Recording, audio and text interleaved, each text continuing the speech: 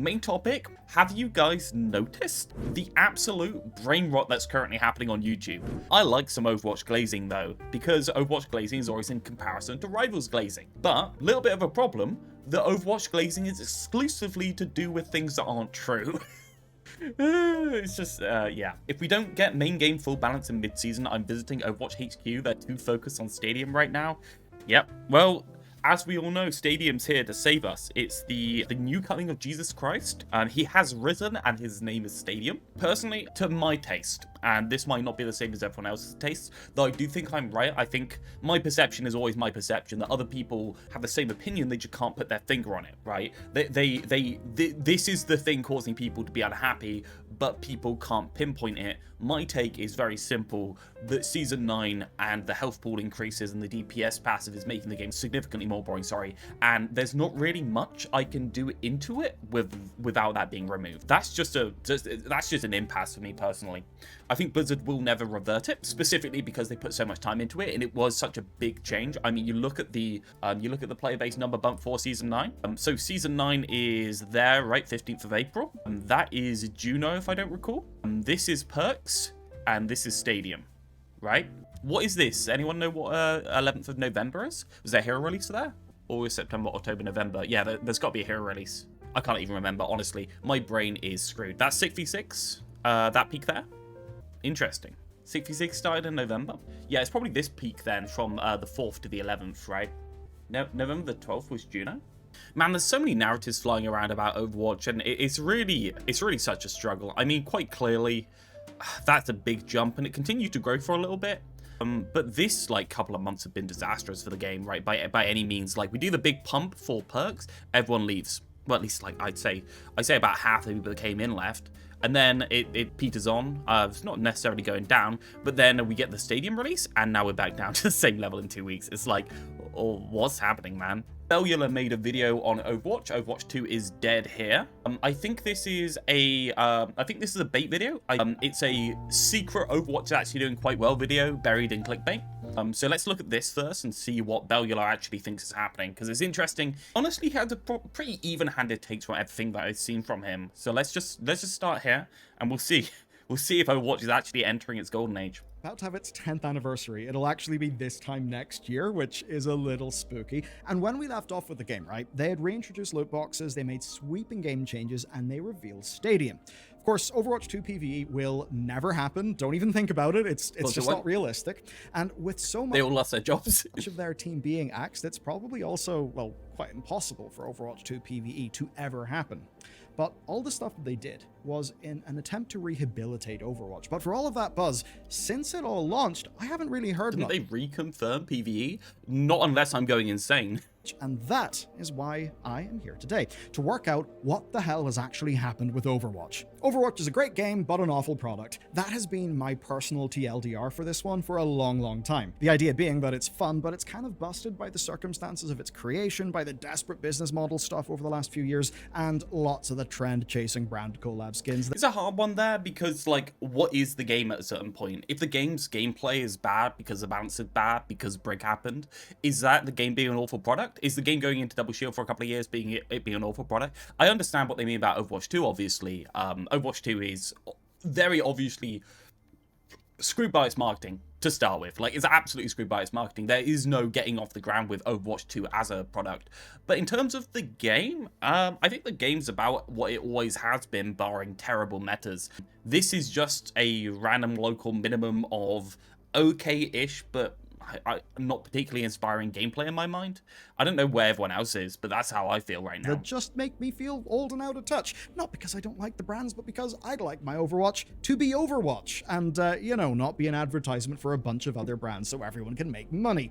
Anyway, all of that stuff did kind of piss players off, pissed me off. I don't think anyone's really pissed off about the collab skins. I've never seen any of that. I think all of the pissed off is the residual annoyed from PvE, right? Nobody cares about collab skins in a negative light, do they? People are generally pretty positive about collabs, especially casual players. I think this is just there's a little bit of game journo stuff. And pissed off players will not cut you any slack if you're a dev team. So it seems that's what they worked on first, getting the product part under a little bit of control. Now, on that front, the Returnal loot boxes basically gave people an incentive to continue playing with only the battle. It's a difficult one, saying they got the product part under control. I mean, they've done a lot of things that are good for consumers, right? It's hard to say whether, like, of course they got it under control, but really what they were working with was an attempt to basically cash grab for everything with Overwatch 2's launch, where they basically took out all stuff that wasn't monetized and said, fuck it, you're gonna have to pay for everything. And then everyone was like, well, I'm not paying for anything then. if you make me pay for everything, I'm not giving you my money. And it just basically fell off over time. So saying that it's become more positive, yeah, like the monetization's horribly better for consumers right now than it was previously. That's amazingly good, but really I'd say it's gone more or less to the level that I'd expect a game like this to go to. Maybe it's a little bit more generous than some games. I'm not 100% sure. Obviously, Valorant and that type are less generous, but they're more hardcore player base. So you expect that. Rivals is about the same in terms of the amount of free skins it gives you. It's only a couple, but honestly, Overwatch only gives you a couple good free skins anyway. It's a hard one. Like, the business model has improved, definitely. Yeah. It's more generous than Apex? Yeah, I'd say so. Yeah, it's definitely more generous than stuff on average, but I would think that's a concerted effort to try and improve the reputation of the game, right? It's not necessarily, I don't know, is improving the reputation of the game by giving people free stuff, making it a better product? Obviously, but like, it's not really what I'd call it. Pass as a payment. That's definitely a positive. Even the premium crossover cosmetics for WoW and Diablo are being included in the loot boxes as of Season 16. That's pretty good. Now, we're still seeing the same high as hell rate of crossovers with Gundam and Street Fighter, but now the players don't have to pay to get access to anything. They're perhaps a bit more willing to extend Overwatch some... Yeah, true. It's more stuff from loot boxes than you have in a year playing the game. Maybe I'm not being charitable enough. Good faith. It feels a little bit less like an aggressive relationship.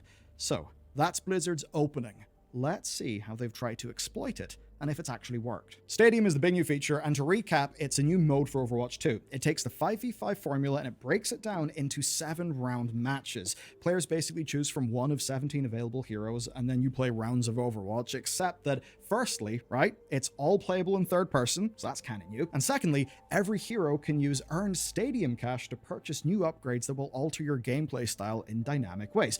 I know, like, third person was kind of like the thing that people like. The third person is like a massive push because of Rivals. I think third person is an example of one of the things that Overwatch has copied from Rivals that have just turned out to not be generically good for the game, right? Like, you kind of need it in Stadium because it's so much more silly and goofy, but then again, the downsides of being in third person, most people just turn it off. So really, what are you gaining by having it in Stadium? But then again, we've made the game so much more silly and goofy that essentially in first person it becomes really hard to track. So like, basically, we've got ourselves between a rock and a hard place. Either the game is more boring because it's in third person. I think most people do agree that play Overwatch, the third person is fine-ish, but kind of like awkward. Or we do the alternative, which is not be able to see things while we're playing Stadium. It's hard. It's hard. Statistics say 60% of users use third person. I think that's a pretty poor conversion rate given that it's defaulting. Where should we expect the level to be, right? Like, if we default to one, they have to switch it to the other. And it's in, like, 3 menus. It's a hard one. At a skin market for players, take 10 to 20% cut of each sale. Yeah, put a black market onto the internet where third parties can make millions of dollars. It's an improvement. Basically, right? All right, it's kind of like the Counter-Strike shop, right? You do it in between rounds. There are some neat catch-up mechanics around taking out high performers so that things actually stay competitive. It's kind of neat. It's very much Overwatch's core hero ability formula, but where you're adding in a layer of complexity as you wish as you build out their character. Now, to kind of explain this, Aaron Keller broke it down in terms of 3 player needs that they've tried to hit. The first one is more downtime, like literally the time in between rounds. And that's so that Overwatch isn't just this constant objective brawl that just kind of leaves you tired. You know, you need ups and downs, you need pace. It's something that Counter-Strike does real well. Yeah, 100%. Like, pacing of the game is a little bit too fast. I think they found that with Clash, like, straight away. I think one of the things is the pace of the game was really brought up by 5v5, and I think that was one of the selling points, but I'm not 100% sure if that was a good thing to think was good in the first place. The game being higher placed makes people feel like they're being more oppressed by enemies, and therefore they can't... Like, I'll be honest, the average player that comes into play Overwatch wants to play Mercy and left-click on somebody. That's just the state of the world. And that should be fine in the game, but it became not fine over time. So it's one of those where I'm like, How much was the changes that they made? How much was the actual pace increase? I think they made changes that made it worse, and they increased the pace at the same time, and that's why you need more downtime. In terms of Stadium, downtime is good. Downtime's interesting, in my mind. Until you know all the stuff and you're just picking the build you already want to go to. If you go in with a build in mind, then there's loads of just waiting, not even downtime, just waiting for other people to pick. And that sucks. I've got to say, that really sucks. It might be good to have like a 3-person vote to end the shop early on other people kind of thing. So they can like shorten it by to like 10 seconds if they actually want to, if 3 people vote. Maybe that'd be a good thing. Maybe it's too abusable and too toxic. But it's a difficult one. Yeah, it is a snore. And there's such long games because of it. It turns out you're just playing so little of the actual video game. And it's interesting that Overwatch 1 didn't really have this pacing problem. It had things like 2CP that were slow enough that you had a variance in the matches. Some matches were slow, some matches were fast. I don't know. I feel like Overwatch used to have all things offered to you, and now it has very little offered to you apart from speed and incredibly boring and nothing in the middle, if you get what I mean. Second thing is to emphasize strategy, and the third is a big one. It's to let you counter your enemies via your upgrade path for your character, rather than just, say, swapping heroes. And for a lot of people... I have not played enough Stadium to know how well this worked in practice. Has anyone else, in terms of, like, if I'm picking something and something else traditionally counters me, have they done well at this? I'll be honest, Stadium has not been something I've been interested in any way, shape, or form. It just seems to me to be worse Overwatch. So, yeah, it isn't very good. You just pick Zarya. Is that just, is that you being jaded, or is that actually true? Because I don't know. I haven't played enough of this game mode to know if it's been successful at the things it wants to do. I will say about Stadium is just broken, I'm going to be honest, because ability damage and weapon damage are 2 different scalings that are mutually exclusive, and therefore you always, by the looks of it, just build for one of those 2 things, which means the game mode by default just doesn't work, because you end up with about half your kit non-functional in every single build. And sure, some of your kit is more functional and some of it's a little bit more interesting, but like, it seems like you're always taking away something from your hero by improving it, if you get what I mean. I said the easy fix is to make every ability damage thing or ability scaling thing also increase your weapon scaling thing by about half that much, so they more or less keep up with each other. But still, I feel like Stadium's just, I don't know, I haven't played enough of it. I don't really want to make big comments. We're going to look at a couple of opinions on Stadium today. So, attack damage Reaper build makes the ultimate cosmetic. Miss simplicity. Yeah, I mean, in my mind, I'm a simple characters, complicated interactions guy. I always have been. So yeah, any build you can counter, they can counter back, and it becomes neutral. Yeah, I think that's a weird thing, right? We say people are countering, right?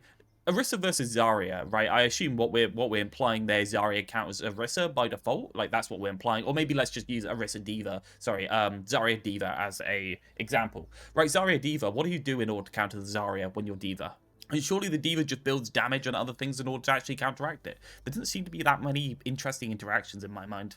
At the very least, what I've seen has been poor. People, I mean, like me, I just have 1 or 2 characters I really enjoy playing. Being able to counter my opponents via upgrades without having to change, that's actually really good. So, this all sounds quite great on paper, and it's clearly a fairly huge feature, not just like a random new mode like Clash. And here's what makes it interesting. The reality now that it's actually live and in players' hands. Here's the stat that got me interested in making this video. So, over the first week of Stadium's release, it saw 7.8 million hours of play across 2.3 million matches, and that was approximately 50% of Overwatch's total playtime during that period. So, per playtime, this has had a goddamn humongous... On the first week, it was 50%. Is that particularly high? Right? Is that even that high? 50% of total playtime in the first week of it releasing with their big new mode? I don't know if it is, right? Because it seems like I'd say like 60 to 65% playtime would be the massive amount, right? Yeah, and the games are longer, so people end up locked in the game for longer. They'll say it's big no matter what. Yeah, well, Blizzard definitely have an investment in order to say that their new mode that they spent the last night, like, I think it's about 9 months on, is going well. But, like, is it? Like, is this a good number? I don't know. Obviously, it's a ridiculous amount of playtime and it looks really good, but I don't know if that's actually as much as they would have expected. This release. And broadly, the reaction seems to be consistent engagement with the actual mode. So over here, we've been tracking the responses and, you know, all of that stuff, keeping tabs and things. And the thing that we noticed is that it seems to be one of those quiet success things where players are just enjoying it. They're playing it. And that might seem a bit weird, because Overwatch 2 has been in the news kind of all the time, but never for good reasons. It's always been a fresh new form of outrage. So yeah, Overwatch has been the gaming industry's lolcow for the last like 4 years at this point. the idea that people are actually just playing a I think mode. Aaron said they expected way lower for Stadium. Oh, okay. I have no idea. He doesn't have the investment into saying that it's going well, but that's fair enough. I feel like from my perspective on their dev time for the last certain amount of time, they expect it to at least peak to about 60 to 65%. But if they expected 40 and got 50, I'm glad for them. It's just one of those where I'm like, I don't know, the first week is such a big push, right? It's going to fall off so fast, like so many things do. And especially with Stadium, where, like, by default, people are going to work out the builds, they're going to find a way to exploit it, they're going to make it degenerate in 100 different ways, like the Soldier Visor build that I've been hearing about, that just it basically doesn't aim and kills people anyway. It like they're gonna make it worse over time. So like, is a 50% boost at the start for the first week good enough? In the game, that's not really news. It's not interesting. It's not really talked about. It's not why Overwatch caught on in the media, at least in the modern era. No, it's not. I will also say, they have said that new heroes are going straight into Stadium, haven't they? So you're entirely right. It's going to make adding new characters have... And I think the thing with hero-based shooters, you really need to cut down as much as you can on recursive work that keeps coming up, right? Every single time you add something like a gold weapon, that gold weapon needs like translating into every single one of the different characters you introduce. You try and cut down on recursive work as much as you can, right? As if everything went perfectly. There were some early issues with stompy matchmaking, some friction with player experiences in the new systems, but after a day, we actually saw the Overwatch team addressing a whole bunch of things, and after a week, they were already outlining... Crazy. Best dev response I think I've ever seen to a new mode. Absolutely insane. Changes. Keller then confirmed that a build importer and exporter is going to be coming into the game next season, so you can transfer builds alongside crossplay as soon as possible, which is quite a lot. And I think requests like this coming from players are a huge indicator of product market fit, and Blizzard's responses actually seem uncharacteristically, well, fast. They're not normally fast. They have been fast for the last 9 months, just nobody's been paying attention.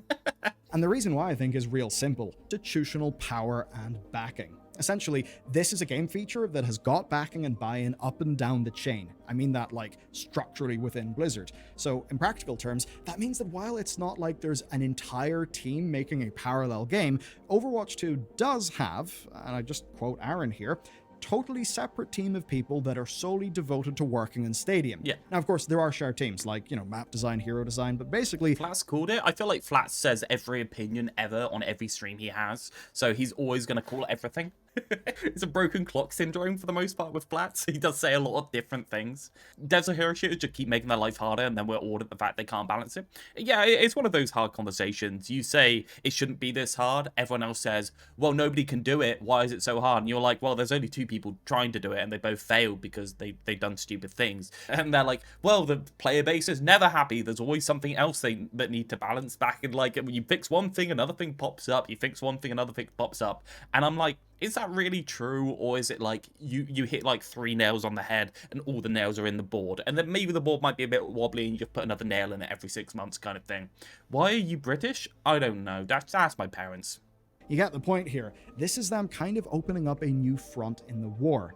And I think that's why their roadmap covers 4 seasons worth of updates, just like the rest of Overwatch. So this doesn't seem to be an experiment. And so far, by the way, that roadmap is new maps, more characters, more abilities, and sub-modes. One of those is a payload race that will come with 2 bespoke maps, which seems pretty cool. And what it looks like is a commitment. But you know what's an interesting thing? Belula actually normally gets some more views than this, and he has tried, from my count, 3 different clickbait titles for this video so far, and it's only on 81k. I don't know if this video is going to do well, and I don't know if that's indicative of the general audience reception on talk of Overwatch in general.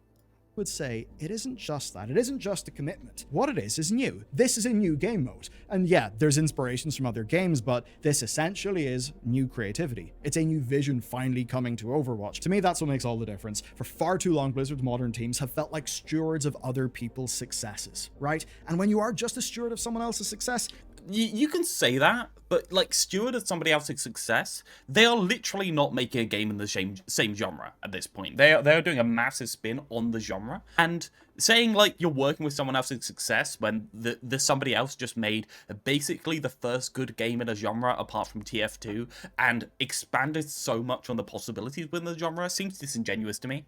I mean, really, like are they? It's just making Overwatch good in its normal form, capitalizing on Overwatch 1 development, or is it just making a hero-based shooter at a certain point, right? Like, this game, the Stadium game, is so different that it's not that I consider it bad that it's different, it's just like, it's not like they were being lazy before by not doing it. Just stuck into tweaking little things here or there, while your players look at your game and think, we're bored, there's nothing new, we don't care. So I don't think players by default are bored of hero-based shooters. Rivals comes out, goes massive. That's not people being bored with Overwatch. That's people being turned off of Overwatch from the business decisions for the most part. And turned off of Overwatch because of poor decisions in terms of the game's balance and the game's playability. There's a lot of big decisions that have been made that people can't put their finger on. Like, I think 5v5 is damning for the actual enjoyment of players in a long period of time. I think that's just true in general. And I think that the Season 9 bigger health pools are causing an effect on people that they can't even put their finger on. So there's been so many different missteps that really I think a modern development team should have been one step ahead. How true is it? It's a hard one. Context, and with all the bullshit headwinds they faced, no wonder that's a team that has continually been a day late and a dollar short. But with this, they're creating something new that's of tremendous signaling value to lapsed players, because it's actually them moving forward on their own terms, which is, I'll be clear, the only way that they will ever escape from the shadow of PvE being well and truly dead. Okay, you know me, if numbers exist, I've got to take a peek at them. So Season 16, and by the way, I'm using Steam numbers. From what we understand, Steam is a fairly tiny proportion of Overwatch overall. We're just using this as kind of an indicator. So, has anyone ever asked Blizzard the Steam versus Battle.net split? I don't know if anyone knows. Season 16 launched with a 60k peak, which is neck and neck with Season 15's 59.5k peak. And those peaks are actually of numbers that used to be their weekly norm. I mean, the overall graph really doesn't look good, does it? My one is the all-time, as of now. But as anyone in software as a service will tell you, churn is king, retention is king, and that's where this season is looking. At least you see the bit that he doesn't have, right? The bit that you don't retention have, is king. But is that bit. It's this bit here, right? This bit right here. That's the bit that Bellula doesn't have. That was the last week. And I know it's going into well, it's not really going into another Monday. What's happening on the 3 months graph? It's not good, right? Like, sure, like, this is real bad, dropping down to 25k, but, like, this is a Thursday going into the weekend. Like, it's probably going to dip up a little bit more, but, like, it's not great. Especially with a whole new mode release. Like, this is perks, and then straight back down. In fact, it's worse. It's doing worse than it was before after perks, like, significantly. Like, there's a little dip lower than perks, so perks actually brought it back up to a level, then it dipped back down. I'd say this is a game really struggling to keep constant retention.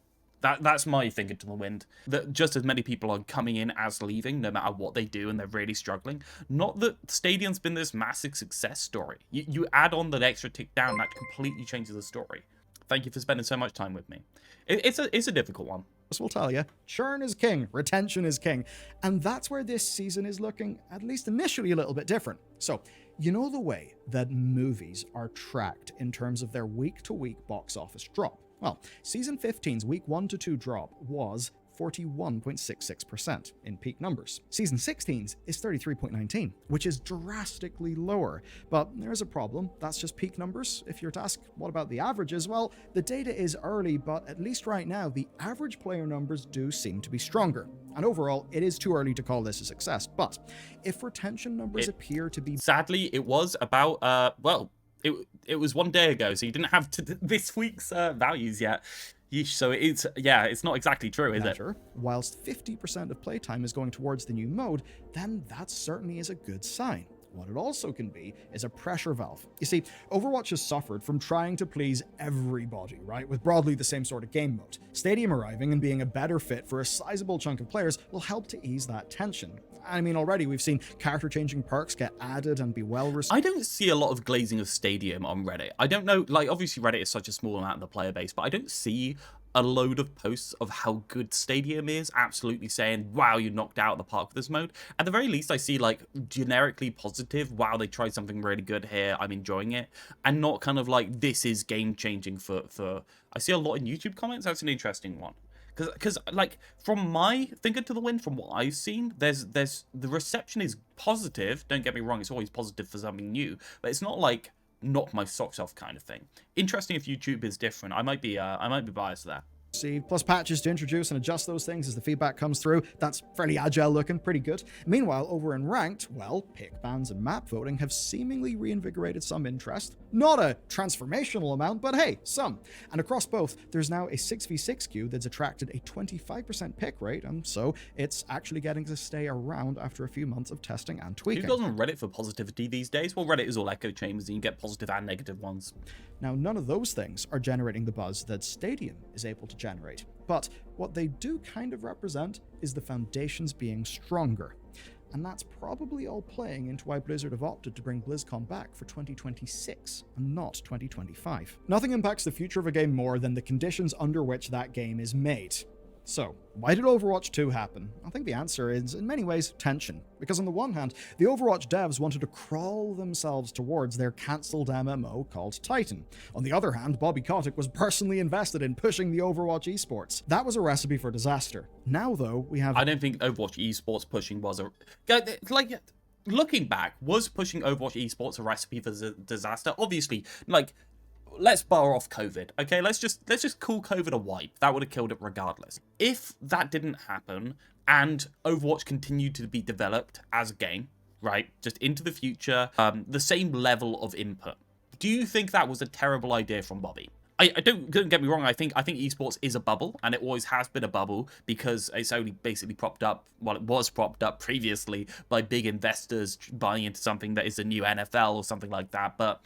I think it would have been a disaster regardless because of that fact that it's so hard to monetize and other stuff. But I don't know. I feel like the game, and especially back then, it wasn't crazy for Bobby to be putting stuff into it. Like, it wasn't crazy for him. Like, you can say the way he did it was bad, but it wasn't insane to me.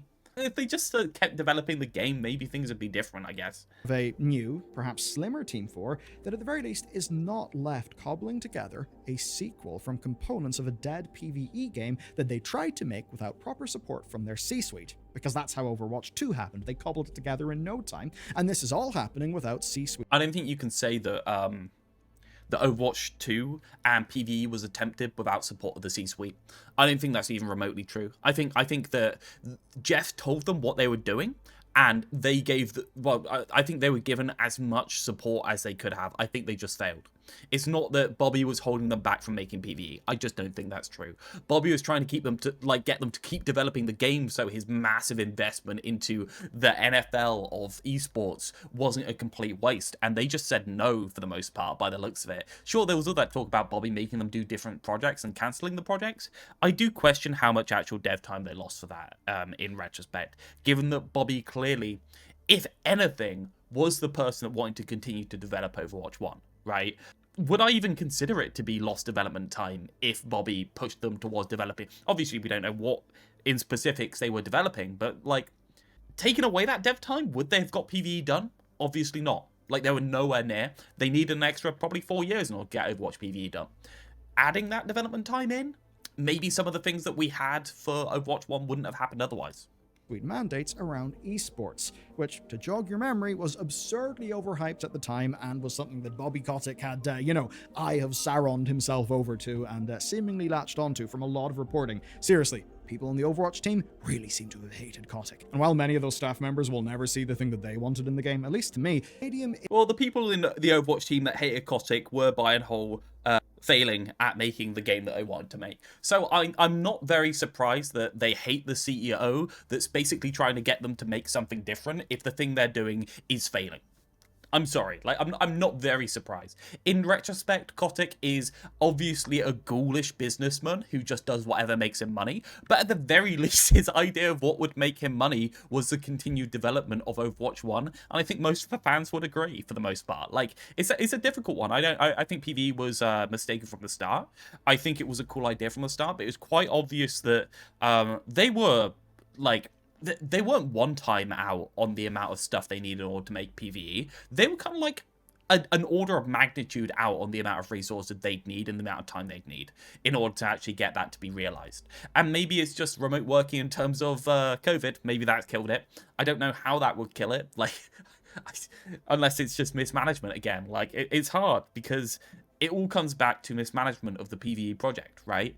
And I'm like, every time I hear that Kotick was ruining the company and ruining the stuff that Team 4 was doing, I think, what were they doing? Like, what's happening here? Like, what were they didn't make anything, so did they ruin anything or not? It's hard. It's a hard one without seeing behind the scenes. Is this new team progressing from stewardship to authorship? That's where I think there's a fairly significant change. And it's one that we can contrast with Apex Legends, right? Because Apex feels like managed decline. And the best way to dispel feelings of managed decline, funnily enough, is to ship new content that doesn't feel like it's an old thing that's been cheaply thrown into the microwave. In shipping Stadium, that is what they have done. Now, this is by no means a guarantee that Overwatch 2 line go up and it's all going to be good in the future, right? It's not a guarantee of that. But I do think it marks a changing point. And if you want to understand just how bad EA's situation is it? Because that's Apex's graph, right? Like, it seems to me like they've done pretty well. I mean, like, sure, it's gone down, but like there's plenty ticks up. That's not like I've released something, it's just gone up suddenly. Like, this is a generic tick up over the last 3 months. It's doing better than Rivals on average. That's very true. Yeah. If we go back into charts here, where is Rivals? Well, he's down there. He's down there. Yikes. Yikers. Oh dear. So I actually expected it to still be at 150k. 92k. So Rivals dips a lot lower because it's not very popular in Asia. So Rivals has a very low dip, but a higher average, if you get what I mean, or the higher peak. People normally go by peaks. But I'm going to be honest, the dip's probably the more accurate thing for the stable player base, since you don't get an average amount of people online. And then there's Apex Legends, right? Even by that, 141, 241. Like, Jesus Christ, what are we talking about, guys? Saying Apex Legends is a managed decline is such a difficult thing to say. Like, is that true? Like, is Rivals a managed decline 6 months into its gameplay? Fucking obviously it is. So what are we talking about? Like, is this a good graph for anyone? Is anyone... Like, sure, every player loses player base, but, like, the point of an always online service game is to not lose your player base, or at least peter off to a stable player base, right? Like, what are we talking about? Or, like, what is this? What's happening? Seriously. It could be a lot worse, at least. Oh, of course it could be a lot worse. They're making a shitload of money. Like, Rivals are still doing okay. I would say that the Bones of a Hero-based shooter does not deserve to be down here, though, if it's made properly. That's what I'd say. I feel like I feel like they screwed up a couple of very fundamental things, such as the rank system. I think that's more than the gameplay. Like, obviously the gameplay I think is pretty bad. But I think the average Joe playing 3 hours a week doesn't really feel that for at least 6 months. But the rank system, the third time it updates and you have to grind back up, Jesus Christ, that turns people off fast. It's a hard one. Apex's, I don't know if that's true, dude. is, and why the Apex Legends players are very much not happy. Well, watch our report on that situation next. It's so interesting where sometimes people look at the player base numbers and then don't look at other player base numbers selectively for some reason. He looked at the Overwatch player base numbers and he was right about them when he did them, but I don't know, man. Like, I'm still looking at it and I'm thinking, is this good? Like, is this any better than it was a couple of months ago? Like, we're competing against... What are we competing against? We're competing against January, in terms of numbers? That's not great. Year ago? When was the last time it was this low? Aside from that, January. Not here. That's 34 we're looking for. Last time it was this low was... I guess February last year. February 2024. It's not great. This is Stadium. It's not doing okay. It's doing fine, don't get me wrong. It's like, it's a cool mode. I'm glad they made it, actually, in retrospect. But it's only been 2 weeks and it's falling off massively. With that in mind, I think the next one to naturally go on to is a Flats Ramble. Don't you think, guys? I think this is probably the next most interesting thing to put on. Flats sitting in a training mode, staring at a wall, as is his natural state. Nice 50-minute Flats yapping sesh. Yeah. Is Overwatch 2 entering another golden age? With respect to what we just saw, is it entering another golden age? Oh, chat, you know what? Dude, I've been wanting to do this for a while. Chat, feels good to be back in my spot. It's a very interesting week in the gaming world. Marvel Rivals Is his game volume going to be way too loud so it deafens you compared to his voice? is currently imploding and going on strike for many reasons. It's kind of funny to watch and witness. I'm not going to talk about that, though. I haven't actually covered the Marvel Rivals going on strike. It's a support strike. Nobody wants to play the role. I would say because the role's horribly boring, because they made the entire role attention-based. So it's actually very stressful and very demanding to support players, I would say. Rivals is actually quite demanding, not in terms of the types of things you were doing or the skill expression, but just the amount of attention you have to pay to the game in order to hit people at the right time. Because you lose attention on people for like 1 second, they vanish instantly. It's really punishing in a non-rewarding way, in my opinion. And also it forces you to just stand on main for the most part, because so much of your value comes through ultimates that you essentially just need to farm. So people have stopped playing support. I think people have stopped playing support because, as well as that, there's such a massive prevalence of DPS players because the game released with a ridiculous amount of DPS players for no reason at all. Because, who knows, they didn't learn the lesson from Overwatch's launch 9 years ago. It's not particularly hard of a lesson, but I mean, releasing with barely any supports and tanks doesn't do well for your support player base for the most part. It's a sucky one. They don't want to play support because WoW players don't like playing priest. Oh, yes. It's to do with World of Warcraft tanking. That's what it all comes back around to, right? People just don't play tank because they don't like tank in World of Warcraft. It's not because there's less of them or less variety in them. No, there's just no tanks on WoW. That's what it really is. So Rivals is partially imploding due to open queue concerns, and the open queue concerns are caused by their own bad planning and basically lack of attempting to plan, in my opinion. So can't believe they released the game with so many more DPS compared to support and tanks. Such an easy lesson that should have been learned from Overwatch.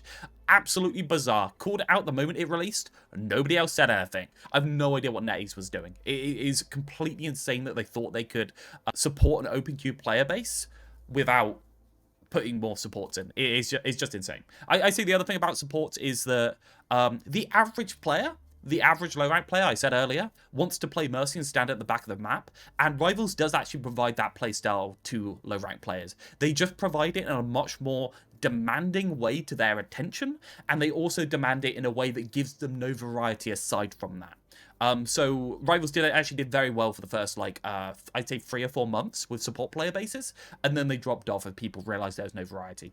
I want to make a quick note of it, because it'll be important later. Something that's been on my mind recently is 2 things, but let's start with the first one because I think the first one's more important. The first one is, I think we've entered a new golden age of Overwatch. Overwatch is potentially right now in the best state it's ever been, and it's not even close. Yep, sure. In what regard? Better than the launch of Overwatch 2, better than when the PvE missions came out, dare I say better than Overwatch 1. Better than when the PvE missions came out, also known as the historical low point of Overwatch in history. The only time maybe not is 2016 hype when it first started, arguably. But in numbers of player-wise, I wonder if we'd be giving it a run for its money. What? Flats? What the fuck are you talking about? I have not pre-watched this. I did not expect this. What the fuck is he on about? What's happening? Oh my god, what is this guy? What's this guy talking about? What? Is it what? You aren't unaware. If you're just a random passerby who's clicked or doesn't know what's going on. Overwatch 1 definitely peaked to the same level as Rivals by the looks of it, right? I would expect Overwatch 1 to peak to 500k for launch, right? Maybe like 200 specifically because it was paid. But like I think Overwatch had massive numbers at launch. Have changed. So season 16 just started yesterday, and there's a whole new game mode called Stadium, where you basically do almost like MOBA style pick perks and build up Steam charts. Yes, I mean for Steam charts, you have to add an extra 50% ish to. I mean we don't know the split between Battle.net and Steam. I'd say Overwatch probably has more console players than Rivals does comparatively, so it's probably doing better as well. But I will say Overwatch compared to Overwatch is kind of what I'm looking at here. So I don't really mind about the exact numbers as long as it's not performing well compared to how it was performing previously. I don't see a reason to say it's going massively well, right? powers through your characters through the entire game. Steam is 10% or less, they said a while ago. I seriously doubt it's 10% or less. I think there's been a long time since it's gone on to Steam. I presume it was a lot higher. I presume it was at least a third. There are twice as much Battle.net/console players as Steam. I thought it would be about 50-50 at this point. If you say it's twice as much Battle.net or console players, still we're in the same ballpark. We're talking about Overwatch versus Overwatch, right? We're saying historical high. I mean, right here when we're looking at here, we're saying Overwatch is in the worst state it ever has been in terms of player-based numbers. And now we're here and we're thinking, wow, this is so much better. Everything's going well, guys. It's not realistic. It's just kind of weird. Plays very differently than traditional Overwatch. There's no counter swapping.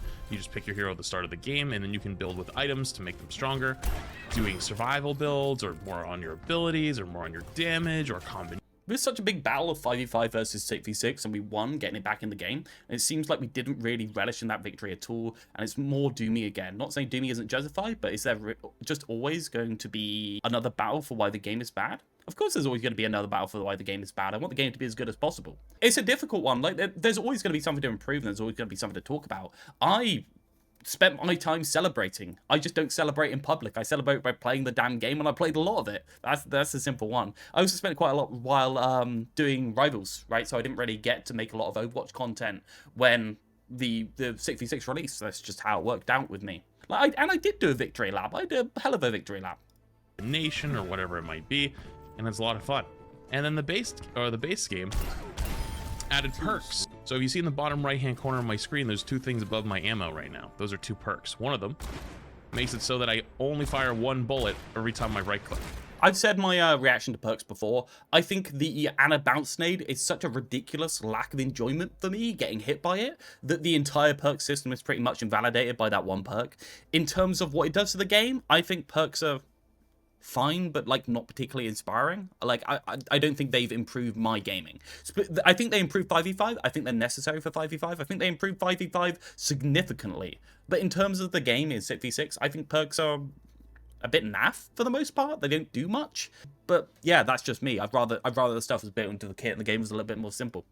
It also can headshot. Every character in the game has 4 perks, 2 minor, 2 major. They also introduced this season hero bans. Hero bans are giving the player the ability to control their own experience. If you don't like playing against Sombra, ban it. If you don't want to play with or against Mercy, I almost said with Mercy because of the discourse that's come around that currently, and I wanted to cover that too. The Mercy discourse. You can ban Mercy. If you don't want to play against Malga, based by the way, ban Malga, right? So it's given the player the ability to tailor its own experience in a lot of different ways. And so I sit here right now, and I look at the gameplay.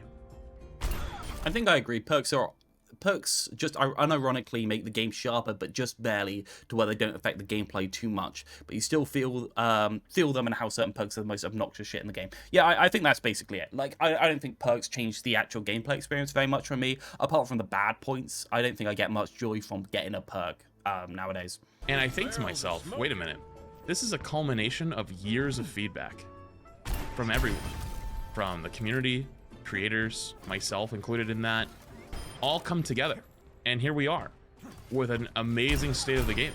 And I don't think many people know about it outside of it. And I'll give you a good example. I made a video on Flash 2 saying I opened up 100 loot boxes. I encourage you to go click on it and go read through some of the comments. Not saying it's all like that, but there are a good amount of people that are like, damn, how much money did you spend? You cannot buy loot boxes in Overwatch. Yeah, it's a standard Overwatch problem. People don't think about Overwatch enough to care about it. It's a lolcout problem. It's a standard thing. You ask your friends, do you want to play Overwatch with me? They say, haha, I don't have a credit card. And then they just go on with their day because Overwatch is not a serious game to most people, and it's going to take a long time to get back there. And I do appreciate Flats saying something like this in his title in order to prompt just kind of like how good he feels the game is. But I think using player-based numbers is very obviously not a good argument for him. I think he should be talking about the actual gameplay experience. I think the player-based numbers reveal that Stadium has not been a great success in the way that it was, or that people think that it is.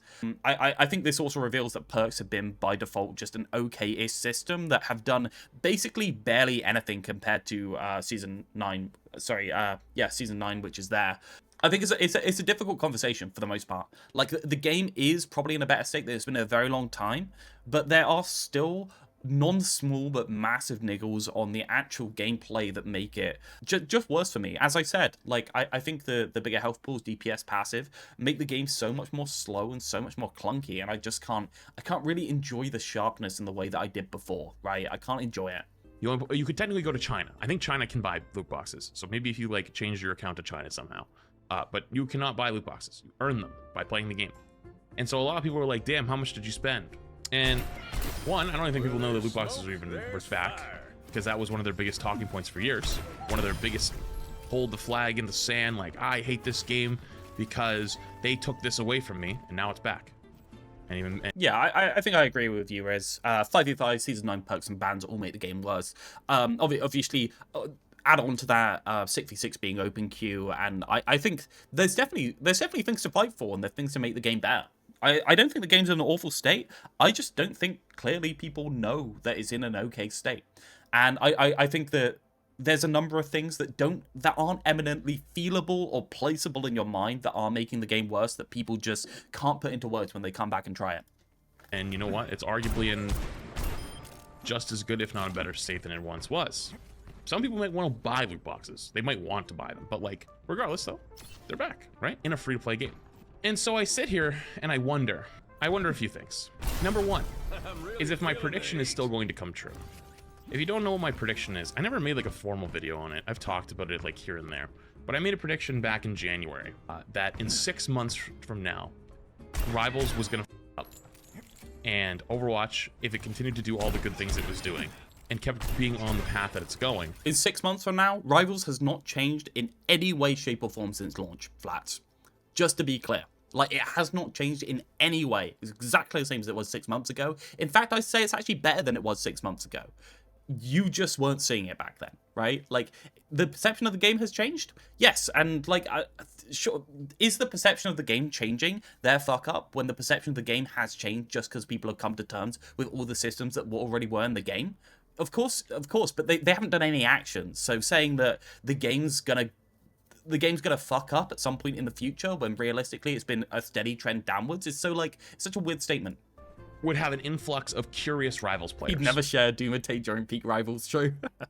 Because they know that they like the hero shooter genre because they've been playing but Rivals. I didn't think you're being disingenuous. I think Flats just didn't see the flaws in Rivals when it first came about, and it's one of those like annoying things that all of these people jump ship to Rivals, and now they're like, well, we always said they might fuck up in the future, right? When really they'd already fucked up and they weren't calling it out, right? They weren't saying these are the things that are bad about the game instantly on the release. They were just, hey, everything's here, we'll go for a run in the park, we'll just dance. The game has gotten worse. Translation, I started playing attention to the fact that I was consuming slop.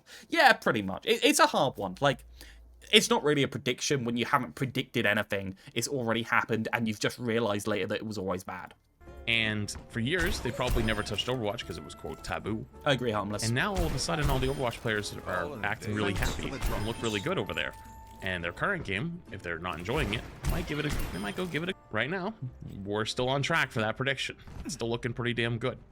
I kind of wish I did make that video now, but I was a little bit afraid of the backlash because it was still, like, heavy Overwatch and, like, ultra glazing of Rivals. Yeah, I mean, you should have been scared of it. Clearly, anything that's geared towards any critique of Rivals whatsoever brings in a fucking hate mob. And it doesn't even matter if they comment. It matters that the Rivals players are the people that YouTube pushes the videos out to, and therefore they will literally click on the video, dislike, leave a bad comment, and leave. And that screws up the video rankings. I'm not going to say that my video should have done better than it did based on that. I think there were quite a few flaws in it, but I definitely think it was one of the components, right? Also maybe been playing it a little bit too safe recently. I think I'm gonna probably chill on that. Regardless though, you see Spylo's tank video comments? Yeah, I mean, it's bad. But Spylo basically, I think the truth is, people haven't been criticizing Rivals because it's a bad business decision.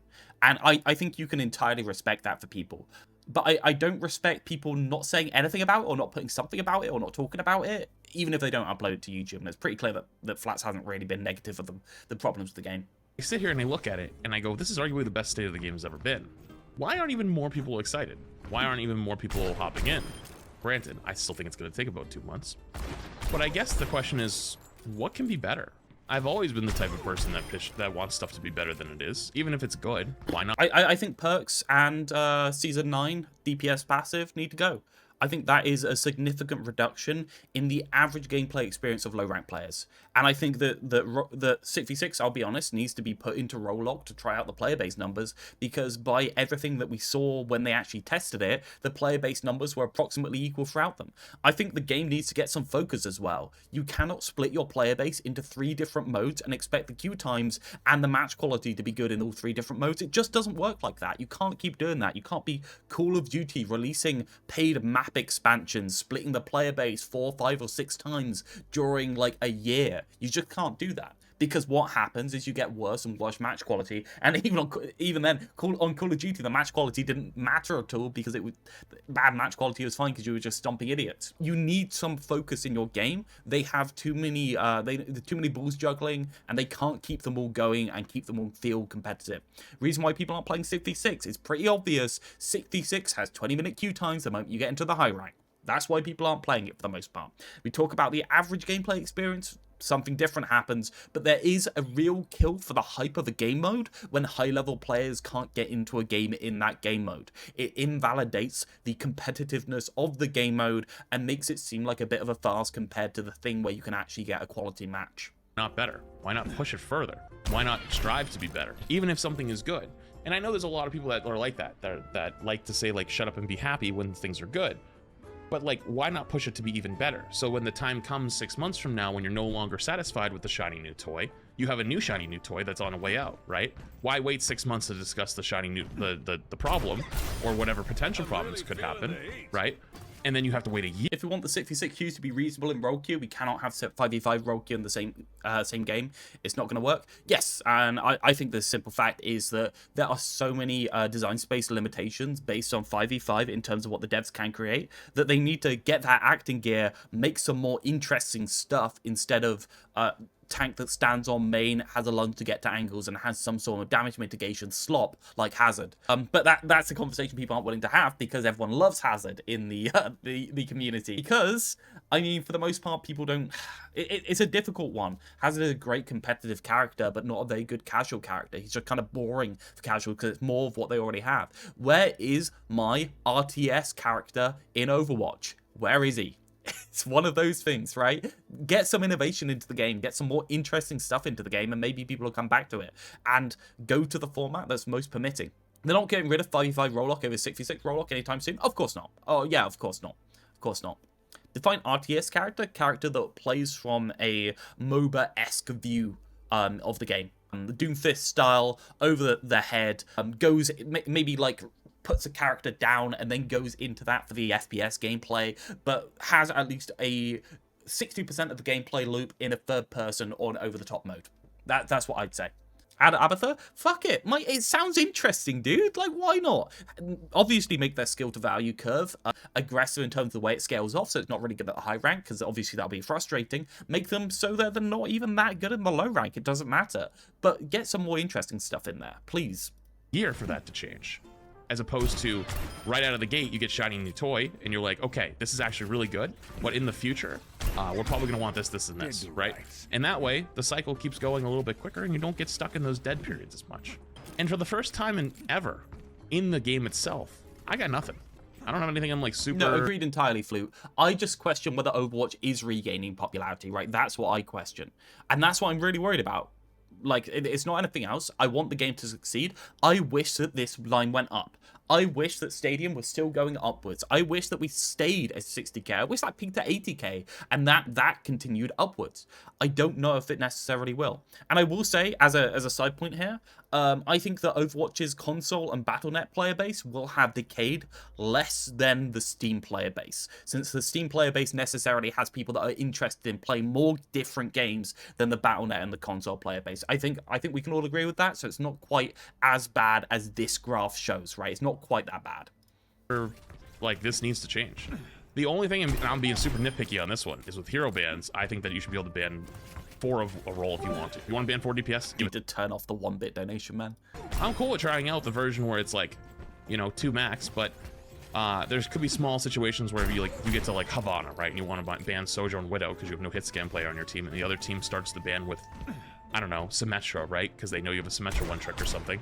Well, guess what? Now you can't ban both the hit scan characters because you can only ban 2 DPS or 2 per role, so you could ban Sojourn or Widow, and then you can't ban the other one. Because the way the system works is Team 1 bans 1, Team 2 bans 2 and 3, Team 1 bans 4, right? Or it goes back to the other one. So like small niche things that can be fixed. I think hero bans are a very tough conversation to have with people for the most part, because I don't agree that they're universally good. I don't agree that they are good in totality either. I think that there's so many negatives of them that I consider them to be fine, but realistically a band-aid for the things that the devs need to fix regardless. And I consider that they won't fix them regardless if they have the hero bans, if you get what I mean. It's hard. Major problem though? No. And so I sit here and I'm like, damn, I don't really have anything crazy in the game. I'm like, this needs to be fixed. And so I wonder what bothers other people, if there is anything major at the moment. Maybe balance? But then I just came from Rivals for the last few months where everyone talked about how if everything is broken, nothing is broken, or nothing is, if everything is broken, then nothing's OP. And everyone was saying casual balance is better. And now here we are months later and everyone's like, well, maybe I don't know if that's true. So maybe, I don't know, can we even decide if we like having good balance? I don't know. Oh, piss off. Like, do we come... Obviously, we like having good balance. Good balance isn't just things being roughly equal. It's permitting a wider variety of playstyles to exist within the game, right? You can have good balance and have things be OP as long as they are permitting to other things. I think the main thing for hero-based shooters is the permissiveness of different strategies and different characters to exist at the same time. I think bad balance is the lack of that, right?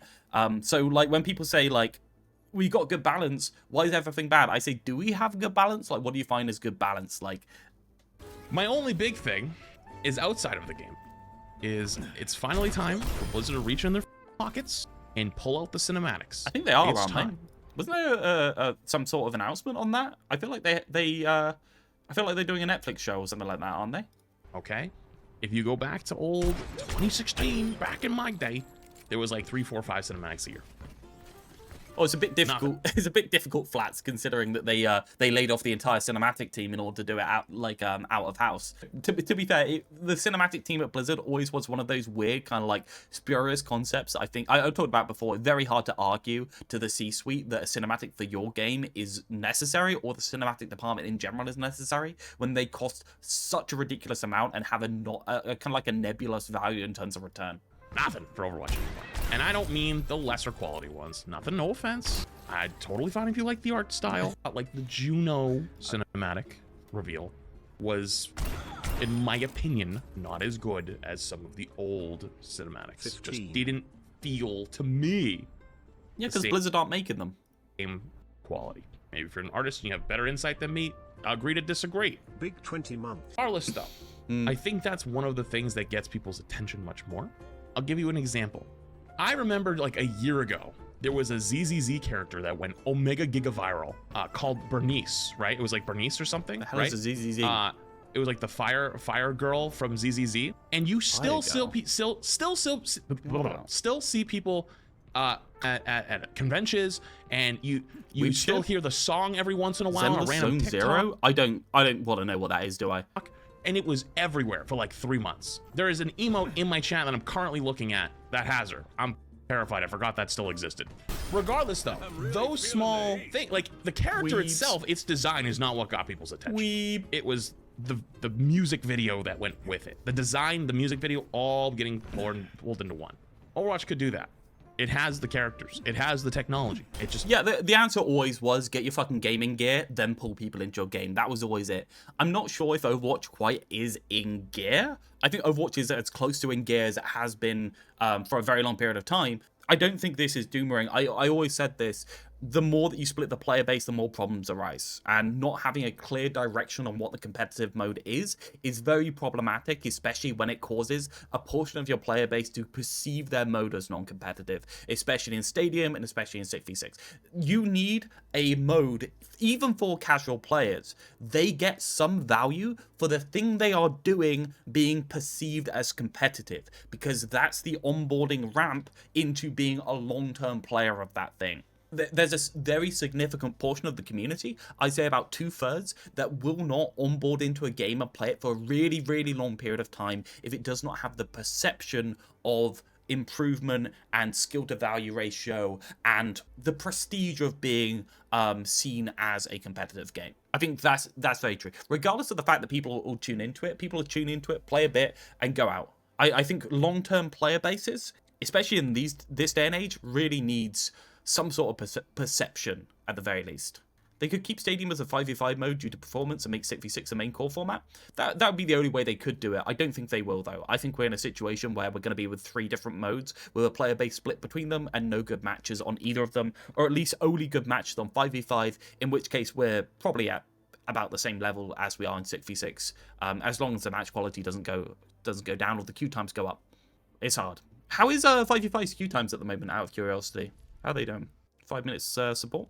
Oh, that's the wrong button. 5 minute support. How is I think quick play is always good, right? Quick play is always about even. Have you seen what tank 5v5 leaderboard is at? It's really low.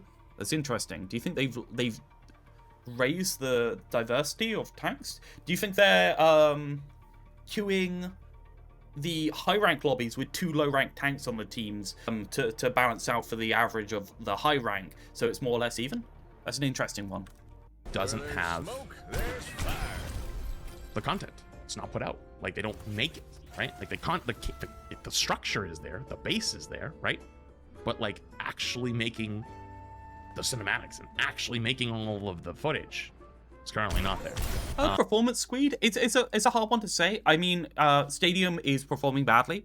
It's pretty obvious Stadium's performing badly.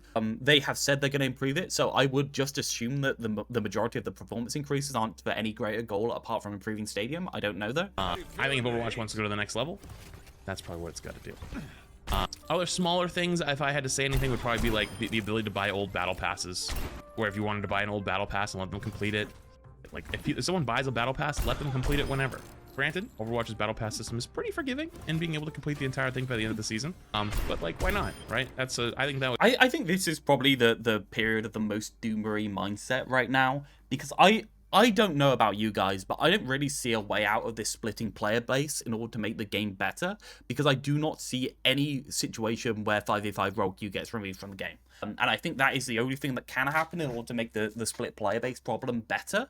When we asked for 6v6, we didn't realize 6v6 was coming with Stadium, and that would split the player base into literal 3, and we didn't realize that the queues, in terms of the queue quality, was going to be so bad because of it. So it's a really tough situation they're in. I do think the game's in a good enough state to do a big marketing push. I do think that. Don't get me wrong, I don't think the game's awful, but I also think that there are a couple of things that they just aren't going to revert or change that aren't making the game any better in the majority of the format, 6v6 or open queue in general, and are just making the game generically worse, right? I think Season 9 and DPS passive are necessary for 5v5 to function. I think that perks are necessary for 5v5 to function. I don't think they make the game average gameplay loop for the casual player that much better. I think they make it about the same as perceived by the player base numbers. It's a real struggle. I think they're necessary though for 5v5, so we're left with 2 different game modes that aren't necessarily getting the same, well, the support that they need in order to be the best version of themselves. It's hard. I think this is the best version of 5v5 role queue we've had since 5v5 released. Can we all just agree on that? I think that's pretty obvious, barring balancing concerns with Freya, who's just new. I think that's pretty obvious. I would go pretty far in terms of good faith with your community. With that being said, though, it's weird. It's weird to not have. It's not weird to have a whole lot of like, oh, like this is a big issue. There isn't really any big ones at the moment. You know what I mean? I think that's pretty good. Yeah, there's some small ones like Malga if he's OP. Well, yeah, Malga meta sucks. It's so funny, like, if there's no issues, does Flats think that a stable game with no issues should increase in terms of player numbers, stay the same, or lose player numbers, out of curiosity? Does Flats think that there will be no turnaround of player-based numbers without the game doing a massive marketing push, regardless of how good it is? Is that what we're really saying? Or... And it's so funny because Flats has also been this guy that's doomering so bad about Overwatch that he hates every aspect of it. I'd say about 4 or 5 months ago, he was actively... do you remember when Flats tried out 6v6 and essentially was just full-on feeding, saying it's awful? Every single... like, just constantly. He wasn't even prepared to be charitable towards the game. And now he's happy with the game? When all that's really changed in terms of his enjoyment, I guess, is just perks? Can you link that? I think it was a video on his channel that got removed. I think it was removed from his channel. But yeah, it was on the second Flats channel. I think we watched it on stream, but it's probably too far back for us to be able to get it. Isn't Flats just bandwagoning since Rivals are unplayable? I don't think Flats, for the most part, bandwagons. I think Flats is very honest with his opinions. I think he's just not got a lot of foresight and sometimes makes mistakes. Flats is actually very honest. I've never seen him... I've never seen him actually shill in the same... I feel like he wouldn't talk about something if he thought that there was a problem that wouldn't be popular, like with Rivals. I think he wouldn't talk about it, but I don't think he'd be actively cheerleading for a game that he didn't actually like, or the opposite. How long ago? I think it was in kind of like February. Might help that devs are giving him exclusive interviews. Of course, it's good for his brand to be positive all the time. Like, it's horribly bad for my brand to be negative all the time. I just yeah, I'm a bit worried that the game cannot be improved without dropping a format. That's what I'm worried about. Certain characters, design-wise, are not that fun, but I'm confident they'll figure that out in the long run. I'm actually confident they'll figure it out. I didn't look now, to see if that remember was at the right beginning one, I said there was 2 things that I wanted to talk about. The other one isn't as important. The other one's not important because it kind of relates to me, but I don't think it relates to just me. And so you saw it and you got it disliked. I want to put it out there, just as a feeler. Not saying anything in stone, I'm just curious. I think everyone and their mom who's affiliated with Overwatch or knows the Overwatch community understands the excitement happening right now and understands the good. I've even seen people saying, holy shit, thank you, Rivals. Rivals is the best thing that could have I think Rivals actually had a negative impact on Overwatch, specifically because of hero bans, and most of the stuff that Overwatch was going to do regardless is still in Overwatch. I don't know. I don't think Rivals have much impact, but I'm concerned that hero bans were one of those things they thought about non-critically instead of... I don't know, it's a hard one. I'm the only person that thinks that hero bans are bad, so I don't want to do an argument without making it very clear, and I don't have a full argument here, so I'll just leave it. What happened in Overwatch? Yeah, that's true. Season 16 did remove some. Crucified for that. But anyways, they would say it was the best thing ever because it pushed Overwatch to be the next level game that it always should have been. God damn it, that's a goddamn good thing. But there is something else. I know it's exciting. Yeah, I know that's just actively not true though. Flats, like, it's had no impact. Yeah, as Squeed says, the real impact of Rivals will be seen in half a year or so, not now. Oh, it's amazing. I know it's good, but I don't have the same level of hype that I had like launch Overwatch 2. I don't have the same level of holy this is amazing as when the PvE missions were actually going to come out. We were going to actually get to try them, right? Even though they ended up being terrible, right? I don't know if it's burnout. I don't know if it's just exhaustion of all the years that it took to get to this point. I don't think I'm the only one either. I've seen that sentiment in a lot of places where, you know in your head that it's amazing and everything is great. Maybe there's something that's not great, Flats. Like, it's so weird seeing people struggle with not really enjoying the game as much as they think, and then not having a reason for it and just saying, well, I'm obviously burnt out. It's not that the game was different before, right? It's really difficult for me because, like, I see him struggling with it. I see him wanting to enjoy this game, thinking that it's objectively in its best state ever. Well, its best state since Overwatch 1's launch, at the very least. And then just, like, not having a reason and just putting it down to himself. I don't think Flats is burned out of Overwatch. I think people, especially people like Flats, can probably play these games a year at a time to be absolutely fine. It's just when a couple of things go wrong, or the game isn't the best thing it can be, people struggle to put their finger on it, and when people struggle to put their finger on it, they blame themselves for the most part. Obviously, you can get burned out. I don't think a streamer like Flats just gets burned out on Overwatch like that. I don't think that happens. I think it happens for other reasons. It's hard. Obviously, I'm trying to read into Flats. I think, obviously, in a portion of him, he's just been playing this game for too long, obviously. But I think the feeling that he gets coming back to this, cognitively knowing that it's really good in himself, but not knowing why he feels bad, is a little bit of scary cognitive dissonance, and it's a hard one for him. But in your heart, you just don't have it. You know? You're just like, it's kind of like, yeah, it's great. But you want it to be, you want to feel it as if it's amazing, but everyone kind of just, it's almost like it's almost like you're trying to perform a self-fulfilling prophecy by saying everything is really good. I want to see and everything is amazing. It's just a really weird feeling. And I saw some tweets about it the other night, and I was like, damn, dude, I kind of relate to that a lot. I don't know how to describe it. Maybe part of it is like, I feel like I did my job in a lot of ways for years, talking about the issues, talking about the goods, talking about the bads of Overwatch. And like I really wish we could kind of like know what has changed apart from perks and Season 9. Did the perks actually change the tank experience in a meaningful way? Is the tank experience actually good in 5v5? I think it's a bit better. I don't think it's good, right? Like, it's... Hero bans mask the problems within the game that should be addressed. I'll shorten your comment to that, Flute, since I don't want to try reading through medical terms. Yeah, obviously, that's the point of them. I think anyone would agree with that. That's the point, but there's still the problems behind the scenes, right? And the problem is that even the people that enjoy playing the characters just can't, right? It's so hard, so difficult. We could have so much better, and it should have been so much sooner. But compared to Overwatch 2 entire timeline before this point, I can't say this isn't the best we've had it thus far. Yeah, I agree entirely. Season 9 needs to go. Why isn't he talking about it? Because Season 9 is only on my radar. It's not on anyone else's radar. Nobody else even considers the higher health totals and the DPS passive to be negative. Find me somebody that talks about it. Go on. Like, just find me a person that has actually mentioned it. I'm always 4 months ahead of the average player. How do we get to like a state where we're actually, you know, where things are good? Like, how do we get there? And like helping be a part of that process. And now that we're here, it's like a whole year of flats. Okay. We did it. We did it. You know, we got it.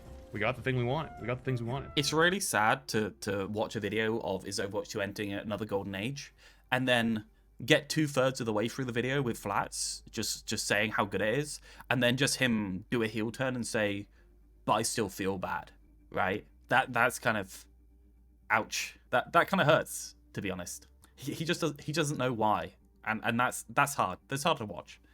We got the things we wanted. I got nothing I wanted. What do you want, Brad? To give me a list. DPS passive removal would mean support nurse, which they'll never do. Yes. And that would close the gap between reliable healing modes and unreliable healing modes in the game.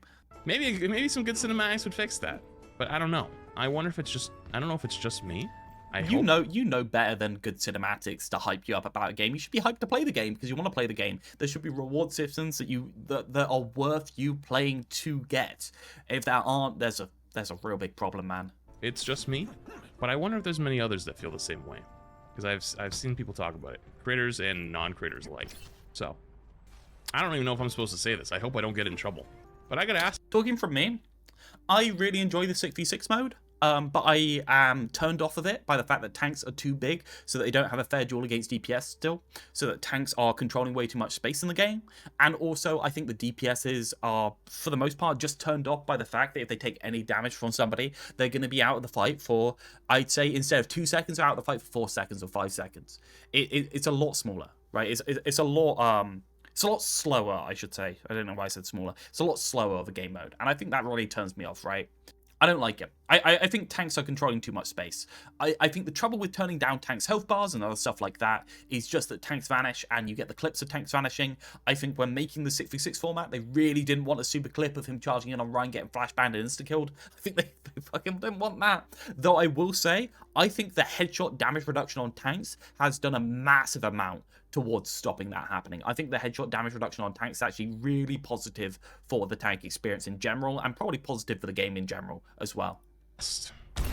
Not that long ago, by people from Overwatch, why I don't really make videos talking about like previous seasons or talk about like what could be improved or whatnot. And my answer to them was I was like, you should be happy. I don't have anything I'm like upset about, I guess. It's like no, you shouldn't be happy because you don't have anything that you're upset about and you're still upset. You shouldn't be happy. The answer isn't just, well done, champ, you did your best, but I'm still not enjoying it, right? That's not it. It's not it, right? Like, it's hard. It's hard. It's hard to watch. Everything looks pretty good, and I know that you guys are doing good jobs. I guess like the concern was maybe like, are you tired of it? I don't think so. It's just more of like, damn, we kind of got here. Now what? So I hope it keeps continuing the way it's going. And I wonder, for anyone that actually makes it to the end, because this will probably end up on YouTube, whoever makes it to the end, I'm curious, if you're like just a random passerby, you're not actually an Overwatch person, you're not actually like part of this game. Like, what keeps you from playing it? What keeps you from ever trying it? Or whatever keeps you from getting into it? Is it 2 or 3 year old rhetoric? Is it the dauntingness of starting a game 8 years behind? Oh yeah, the armor changes, Harmless, you're entirely right. The armor change would be absolutely fine. There is no reason on God's given earth that some very simple changes don't happen in the game, such as armor having a minimum damage reduction. That is fucking insane, right? It should be minimum 30%, maximum 50%. It's not even that hard. Like, this is very bare minimum stuff. This would be universally positive for the experience. And also, why does Sombra's hack take ball out of ball form? Did we not discuss this 5 years ago? Like, what are we doing? Come on. Like, come on, guys. Like, there's some no-brainers that just haven't happened for some reason. And I don't really understand why they haven't happened. But then again, every time I look at Blizzard's spaghetti code behind the scenes where they change something completely unrelated and armor stops working again, I think maybe they just don't know how to touch it. Maybe they don't know how to change armor. It's a hard one. Or armor starts stacking in a different way again, so that it double discounts or other things. Is it that hero shooters just aren't for you? Is it the reputation of Blizzard? What is it? I don't want to know. Okay, that is a sad one to watch. I've got to say that is bad. I love Flats. I think he's a very kind soul. I think he's a very good person for the community in general. I think he's actually the only person that is a content creator for Overwatch that actually talks to non-Overwatch audiences in a healthy way. He's incredibly useful for the community, and I'm just sad that even in a video glazing Overwatch of wanting to, he can't just do that. Like, he's just not happy. Do you want your ADHD candy? There you go. Here's your ADHD candy. Whoa!